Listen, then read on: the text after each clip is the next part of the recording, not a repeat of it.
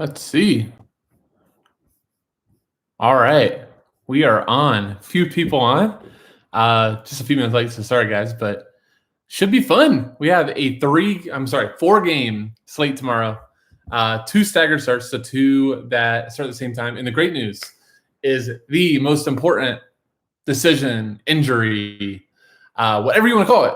We get the first game. I feel like more and more this season, get all the late game stuff, and it'd be the most important decisions, and you had to have so much roster flexibility to make it happen. But that beside this late, it's do you pay up for Saka, and what do you do with the second? I have bad internet right now.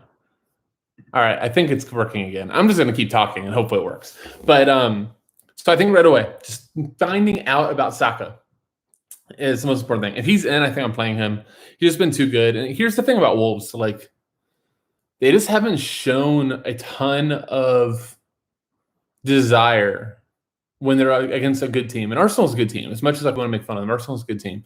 They haven't shown a ton of desire to really try to take, the game to the other team. They're much we know Nuno likes to counter, but I just feel like his team might be good enough that he should be doing a little bit more creativity than he is. And so I think Saka has a really good chance of just coming in the game with double-digit floors and upside. Now, I think I prefer that Saka misses because I think Nicolas Pepe showed that he's a fantastic forward option when you don't put Willian on the pitch with him, when you don't do anything like that. And he can command a 7,600 price tag with ease. And I think he'd be a plug-and-play. So I think there's a few plug-and-plays. Let's go over that. Bruno Fernandes, I'm not going to overthink this. You can make the case to not play him. It's just not going to be where I put my money. I'll live and die with Bruno on this type of slate, and I'm cool with it. And here's the thing. I think you can play Bruno and play McCarthy against him and just accept 4-point plays or 3-point plays if it's the shot assist. So I think Bruno, Luke Shaw revenge game. Don't forget, Southampton was Luke Shaw's club. I think Luke Shaw is a phenomenal. He might be the safest floor on the slate at this point where he's commanding most of the corners. Bruno, and then I think you decide on Saka and just hope that there's no Saka and you play Pepe and that's not even a question mark. All right, so let's just kind of go down the player pool. I guess let me just start with the slate thoughts. And then, look, this is a live stream, so if you guys want to pop questions, I'll pause and answer questions as we go too. I know some people will have to jump in, don't have all night. It's cool. I get it. West Brom and Sheffield, really, really important game. This is a mini Super Bowl for each team, which is kind of why I like Pereira. If you remember in the championship last year, he just was a double-digit magnet. And Sheffield, in my opinion, is very much like a championship team at this point. So I think he has a double-digit floor. A really intriguing move is, if you're really, really down on United, is maybe considering fading Bruno for Pereira, but you can play them both. So I like Pereira a ton. We were worried that when Snodgrass got there that he lose some sets, but that's not happening. So love Pereira. Here's another play I would never have expected to say. I kind of like Gibbs. Played him in a few lineups on Saturday. He's only, 2,900? 2,800? 2,800. Left wing back. So in the last 3 games now, we have 8 crosses. We have a game of 4, only 1 versus United versus City. Throw that out. And then 3 versus West Ham, 6.4 and 6.7. 2,800. Kieran Gibbs. I think he might be in my lineup. That stuck out right away. So those were the 2 West Brom guys that stuck out. Also, if he's in, their new forward on loan is interesting. Diagne, what's his first name? I shouldn't have done that. Diagne. He had an assist in his first game. If you look back in the Turkish league, he was crushing it. 4,300 versus Sheffield team that, plays open. So I think that is interesting. Wow, Nuggets and Pistons just postponed. Sorry, double dipping. Here, hold on. I got to let FSI subscribers make sure that everybody's in it. All right. See, look, there's already 4 other people in our chat that are typing. So, good thing about having a DFS chat. But all right. So West Brom, those 3. Don't think I play Snodgrass. Right wing back, if you don't play Furlong, he's good. But I think this slate for me is I might play 3 defenders and 2 might be under 3.5K. and the other ones are on the Sheffield side. So jump over the Sheffield side of things. Like there's a number of pieces I'm interested in here, and it's not going to be the pieces you expect. So if at the right wing back, if George Baldock is starting at 3.1, lock and load. Good attacking fullback, 3.1K, easy. God, what was the other guy's name? Brian. We played him last slate at min price. Maybe he starts at left wing back. He's only 3,400. Sofa has Jaden Bogle. He's a little too expensive for my blood, but George Baldock, 3.1. Like, love him. So look, we potentially have 2 wing backs in this game, and we didn't even spend 6K. Like, that's how you can make some really cool lineup constructions work. I also think that if you do want to spin up for a guy like Pereira, or if there's another midfielder that I'm not really thinking of, you could punt a Sheffield forward. I'd be really interesting if like Les Mousset starts or Ryan Brewster, both under 4K. Oliver Burke was predicted to start. He's actually been half decent for them. When it's not like a horrible opponent, like, he has some like 5s and 6s. So my thought is like, we could pay, I think people, especially if you have like Townsend and Eze both in, which we're not going to know. That's the second game. But if you have them both in, like neither one of them is a great play. If Moutinho is in, I don't think Neto is like that great of a DFS play because of his price. Again, I already said Pepe. If you don't see Saka is fine. And then probably my favorite forward after that is Wolf Zaha. Has good, really does have a good floor, even though he's been playing kind of like a second striker position. Draws fouls, shoots, goal equity, likely PKs. It's funny, I don't think we've seen, ever since Milojevic is back, correct me if I'm wrong, I don't think we've seen a PK. So we still don't know if it's going to be Luka or if it's going to be Zaha, but Zaha was making them. So, and he normally draws them. So there's a chance that's him. But then after that, I think it's just kind of a wasteland. Like, I don't really love the United guys. I know people will gravitate towards them being a favorite and all, but I don't think they're great plays. I didn't think they were great plays last week or anything like that. Like, they don't have floors. You're playing for them for goals. So if you're just going to play for them for goals, why not pay 4K less? So, like, I feel like, for those of us that play a lot of interleague slates, it's pretty common for us to just punt off a forward position, but we get to EPL and we go, unless the guy is like a winger or something like that, I'm not going to punt it off. But you got a couple sub 4K strikers in this game. I think you could do worse. All right, second game, Arsenal and Wolves. I kind of talked this out. Nothing really from Wolves that I really am that interested in. Nothing really from Wolves. Neto, if you don't see Moutinho, the only way to play Neto is if you don't see Moutinho. Traore, I guess, is fine. Their defenders, I kind of already given you my hand. Shaw, Baldock, Gibbs are like my 3 defenders. And I might play all 3 of them together to make a lot of this work. Wolves, just not much. Yolo Neves is fine. I'm just not that excited about Wolves. For Arsenal, Saka or Pepe. I don't have a lot on Arsenal. Cedric. I much prefer Cedric when he's on the right versus the left, but he's been fine on the left too. Arsenal's just neither one of those teams are that fun, right? I'm just gonna pull up Sofa and just make sure I'm not missing anybody that I might like. They have Odegaard predicted in. Like, you can't play Odegaard. Like, here's the interesting thing: if Odegaard plays and Pepe goes, how much does Odegaard hurt Pepe, right?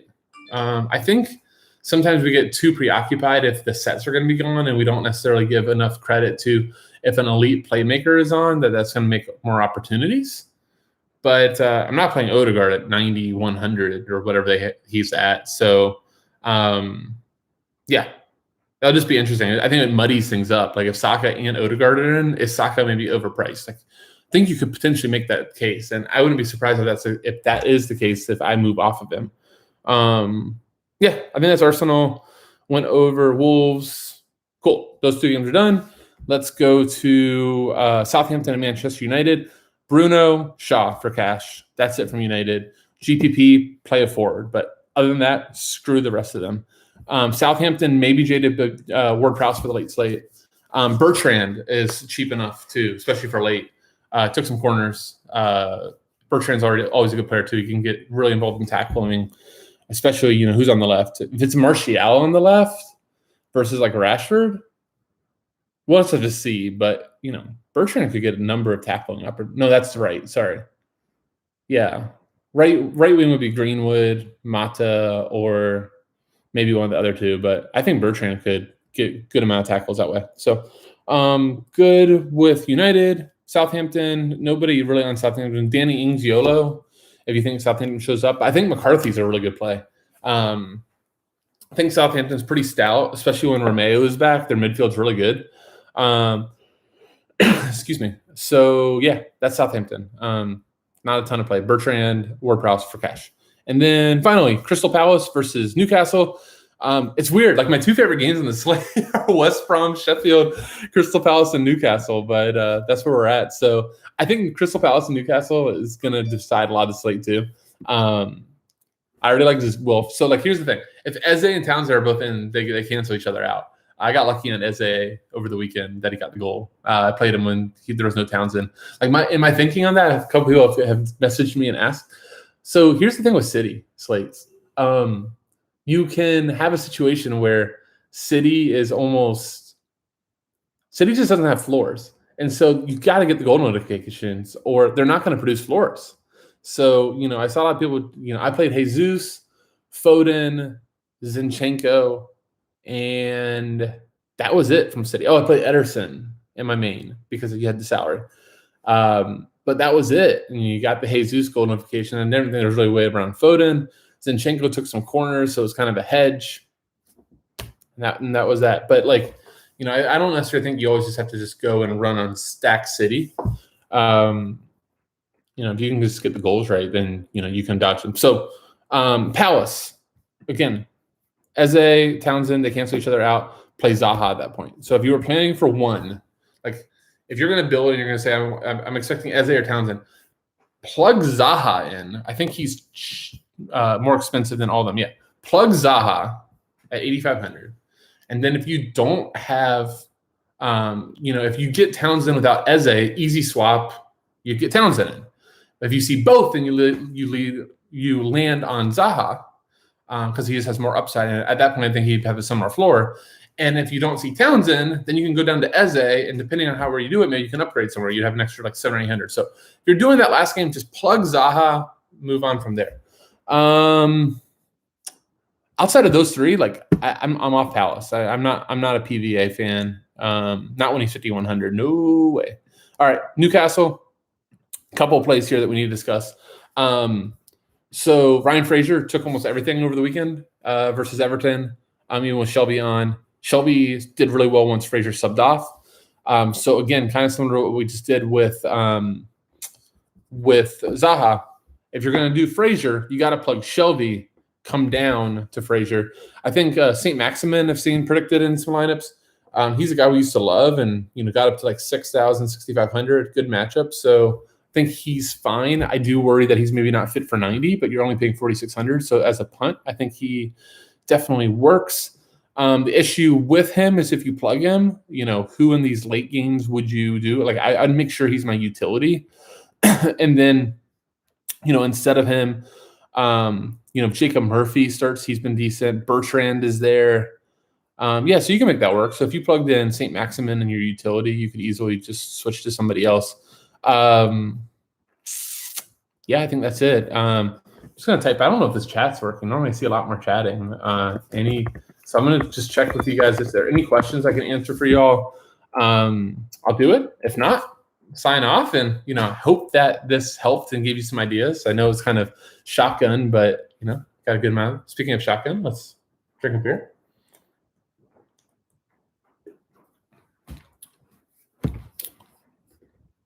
I'm wondering if there we go. I see a question now. Grozicki thought, so I probably should have mentioned him. I think if he's in, definitely an option for a punt forward. I don't think he would be on sets, maybe half, but yeah, definitely in play. I like that whole game. I need help with a GPP. So do I. Do you want to help me win one? Haven't had a big GPP day since the king of the pitch, but Actually, I don't know. Done all right. What do you need help with, Thomas?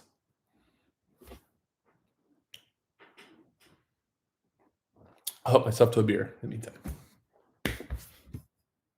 Like, I'll just say this in case you're typing. Like, GPP, you really need to think about two things. You need to think about upside and you need to think about leverage.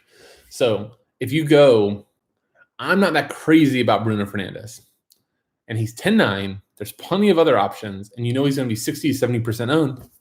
Maybe you fade him, play Alex McCarthy, and if Southampton wins 1-0, you crush.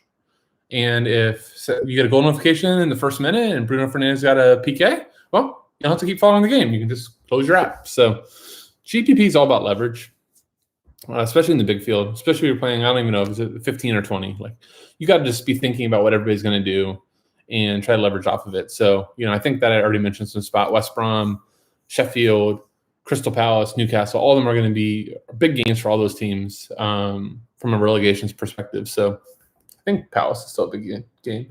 Yeah, I mean, Palace is only, 12 points above the drop zone. So, yeah. Is there any way of protecting ownership in GPP or just guesswork? I honestly don't know if there's sites out there that project ownership. If they do, I don't look at them. Just like I don't look at goal odds. I just think you're going to always have an idea of like who's going to have ownership, right? Like, especially if you just look at game logs, it's going to tell you. So big favorites are always going to be owned. So like a City slate, the City guys are always going to be heavily owned.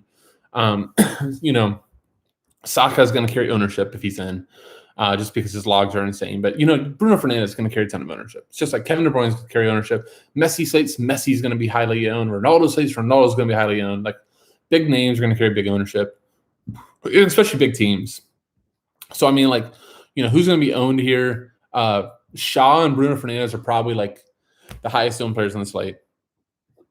Then it's probably going to be pretty spread out, but Callum Wilson probably isn't that highly owned as a dog striker. Like, also just look at odds, right? So, favorites are always going to be more owned than dogs. So, if all else fails, just find guys on underdogs that you like, and you're probably going to get them low owned. And you help make a good line for GPP. I mean, Thomas, I think the reality is a lot of people need that help. Best I can do is say what I just mentioned, that, it's all about leverage, all about upside. I think a mistake sometimes people make is they hear upside and they think that the entire lineup has to be filled with guys that have no floors and are just shooting for goals. And that's a mistake. Because an underpriced guy that has a great floor, you should still play. It's just, how can you make a difference? So let's say that United wins 2-0, right? Bruno Fernandes is going to be like 60% owned. So what if Bruno Fernandes isn't part of those two goals, right? Who are they come from? Is it Cavani from Rashford, vice versa? Like, you can still win the GPP with Bruno. I'm just mentioning, like, if you want a top-heavy GPP and somebody's going to be 60 or 70% owned, you maybe fade it. And you cry if he gets a PK. Thanks, Keith. Are you more likely to fade the high-price set takers like Madison GPP, or do you plug them? So, like, here's the thing where I might not be the single best GPP player. I consider myself one of the top cash players out there. I think my ROI says that. But I think there's a couple ways. I think game stacking is big, or like team stacking. So let's say that you do Madison, and nobody else looks that great. Like, I was all over Leicester on Sunday. Like, Sunday was bad. I thought Leicester would win 2 or 3-0. So, like, I loved Harvey Barnes. I looked so smart 10 minutes in the slate. I'm like, oh man, I'm gonna crush. And then I got nothing afterwards. But like, it was Madison, Barnes. I liked Albrighton, and I played Ayoze, right? So now if Leicester scores 3-0, there's a really good chance on the way that Leicester plays, like, that the fullbacks aren't really going to be part of the goals. I guess James Justin does every once in a while, but you probably have a high concentration of those guys there. So, they scored 3 goals. I pretty much have it covered, and now I'm off and running, and they were low owned. So I'm trying to think. But yeah, like, another one, like, GPP strategy for Thomas is, if you have a guy that, you think everybody's going to like a ton, but you don't think he's in a great spot. Like, for me, when United is in as a huge favorite, I never like playing Rashford or Martial or Cavani. I always think they're going to be over-owned. because they don't really have a great floor. So like those are the slates that, play Bruno, play Shaw, but maybe you can get leverage off of going up those high price forwards and go somewhere else. I really don't know if I answered those questions, but I tried. I have like 5 more minutes. I'll do my best if there's any more questions.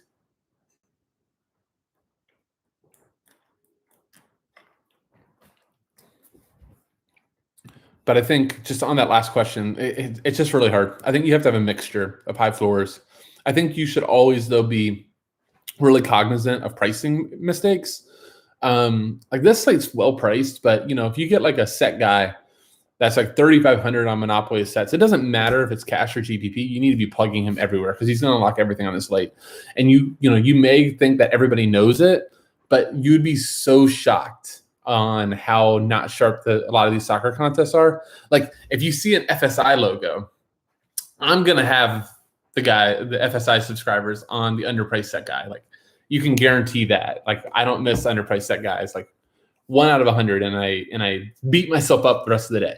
But if you see one of those guys, then you just got to jump on it. And then you can differentiate in other spots, shoot for upside on other spots. Strikers, underpriced strikers. I'll tell you, like he's like becoming like a mythical character in the FSI chat. But this Piano Club showed up, especially in cash games. I think he's always been GPP, but he's been crushing in GPP, and I have noticed.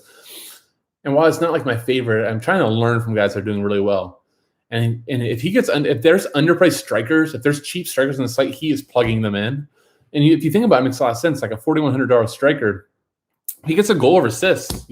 He's cruising, and he has the upside. So I think it's something to make sense. Pretty new to fantasy. Can you clarify what the color codes mean? Yeah. Okay. So obviously you're in our chat. So when the games come out, I circle all the players. So green typically means that in soccer DFS, the best way to do things is to operate like goals don't exist. So if every game was 0-0, how would you accumulate the points? Edison Cavani is not going to accumulate points if the score is 0-0. He's so goal dependent. So green normally is like your wide guys on DraftKings that could cross the ball, that are in wide position, that can draw fouls, get some tackles, shots assisted, things like that. Yellow and GPP means that, look, where they're priced at, Marcus Rashford is 8,700. Likely he's not going to hit value if he doesn't score or get an assist. So he's more of like a GPP type of play. Fullbacks are almost always good cash play. Center backs are always more GPP. You're really shooting for a header. It's really hard to project tackles. The easiest thing to project is crosses. There's guys that cross the ball a ton. Mark Albrighton comes to mind as a guy that's never been in a position that he can cross. Your set guys are always going to get crosses. Really good chance for scoring opportunities, things like that.